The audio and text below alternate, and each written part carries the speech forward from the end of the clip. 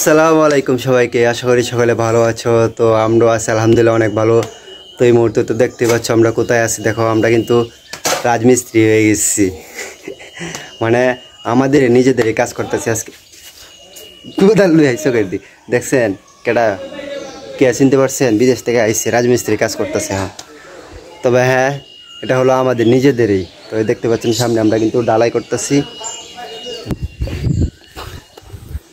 বিষয়টা হলো দেখেন এই জায়গাটা কিন্তু একদম ডাল ছিল, তো গাড়ি নিয়ে ওটা খুবই সমস্যা হইতাছিল। আর মামার এই মুহূর্তে ছুটি বাইরে গেছে, আর টেনশন নাই, মামা কিন্তু গাড়ি নিয়ে নিবে একটা। আর গাড়ি দিয়ে উঠতে সমস্যা হয়, সেই জন্য মামা কী করতেছে দেখেন এই জায়গাটা কিন্তু একদম লেভেল করে ফেলছে। এই মুহূর্তে কিন্তু আমরা ঢালাই দিব, বুঝছেন। ওই ভিতরে বালু ফালছি, সিমেন্ট সব কিছু আছে। তো আমরা এই মুহূর্তে বালু গুলবো, গোলার পরে এই জায়গায় ঢালাই করবো, বুঝছেন। তো মামা তোমার ছুটি তো বাড়ছে, কেমন লাগতেছে? আলহামদুলিল্লাহ, আমার মিয়া লাগতেছে। মিয়া লাগতেছে, 2 মাসে ছুটি বেড়ে গেছে আলহামদুলিল্লাহ। তো গাড়ি অনেক খুশি গাড়ি নিয়ে আসবো 2-4 দিনের ভিতরে নিয়ে আসবো গাড়ি নিয়ে আসবি, সেই জন্য ওই জায়গাটা আমরা ঢালাই করবো। কি পাইপ? R15। দেখো এই মুহূর্তে কিন্তু আমরা ক্লান্ত, কারণ সকাল থেকে ঘুম থেকে ওঠার পর থেকে কাজ করতেছি, বুঝছো। এই জায়গাটা কিন্তু একদম ঢাল ছিল, আমরা ওই দিক থেকে বালু আনছি, আইনের জায়গাটা ফিনিশ করছি, যেহেতু ঢালাই দিতে হবে।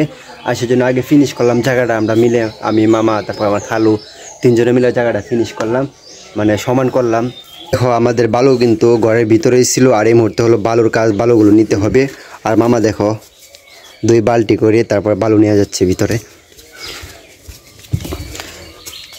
যেহেতু অনেকটা জায়গা অনেকগুলো বালু গুলতে হবে। আর দেখো আজকে কিন্তু আবহাওয়াটা খুবই খারাপ, মানে বৃষ্টি আসার সম্ভাবনা অনেক বেশি। আর হ্যাঁ, বৃষ্টি আসলে তো ঢালাই দিতে সমস্যা হবে, সেজন্য আমরা একটু ওয়েট করতেছি, দেখা যাক বৃষ্টি আসে কি না, যেহেতু অন্ধকার হয়ে গেছে।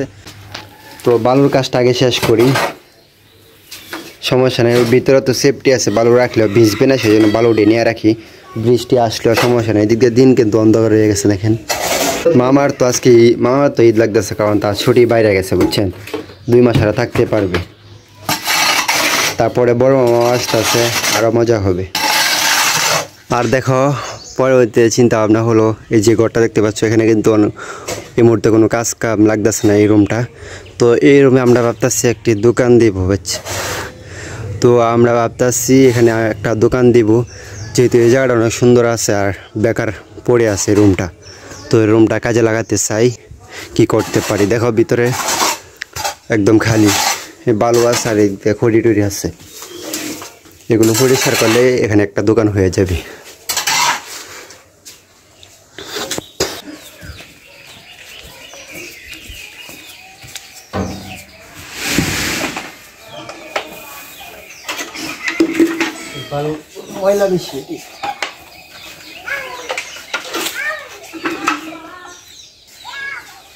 তো আমাদের বালু ডালা শেষ হয়ে যাচ্ছে, তারপরে আমরা কি করব?